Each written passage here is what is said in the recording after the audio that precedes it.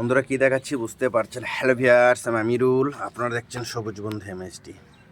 এটা আমার সেই বিখ্যাত নাগপুরের কমলা। এই গাছে মিনিমাম 90টা ছিল, 90টা।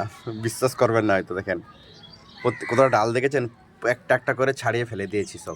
সব মালগুলো একটা একটা করে ছাড়িয়ে ফেলেছি। গাছটা তার মানে খুব ছোট, গাছটা মারা গিয়েছিল।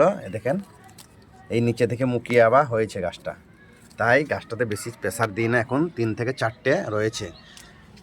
নাগপুরের কমলা দেখতে পাচ্ছেন, প্রচুর সুস্বাদু। আগেও ধরেছিল নখ, প্রচুর সুস্বাদু। দেখেন নাগপুরের কমলা। আপনারা অবশ্যই একটা নাগপুরের কমলা ছাদের মধ্যে রাখবেন। আর দেখেন আমি একটা নিজে হাতে গ্রাফটেড করেছি, গাছ তৈরি করেছি নাগপুরের কমলাটা। এটা বাতাবি লেবু আর এটা নাগপুরের কমলা। এই গাছের ডাল কেটে আমি কিন্তু নিজে হাতে তৈরি করেছি। এই গাছটা দেখতে পাচ্ছেন, এখান থেকে এখানে গ্রাফটেড করেছি। এটা এখন সেট হয়ে গেছে, আর কিছুদিন পরে আমি চিকটাও খুলে দেবো। দেখছেন একটা প্যাকেটের মধ্যে আছে এই মালটা। এই নাগপুরের কমলাটা খুব সুস্বাদু, প্রচুর ধরে, কিন্তু প্রচুর। আপনাদেরকে দেখিয়েছিলাম, আমার চ্যানেলে যেয়ে দেখতে পারেন, আমি দিয়েছিলাম ভিডিও।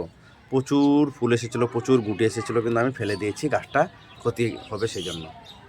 আর ভিডিও ভালো লাগলে অবশ্যই লাইক কমেন্ট শেয়ার করবেন। ধন্যবাদ ভিডিও দেখার জন্য।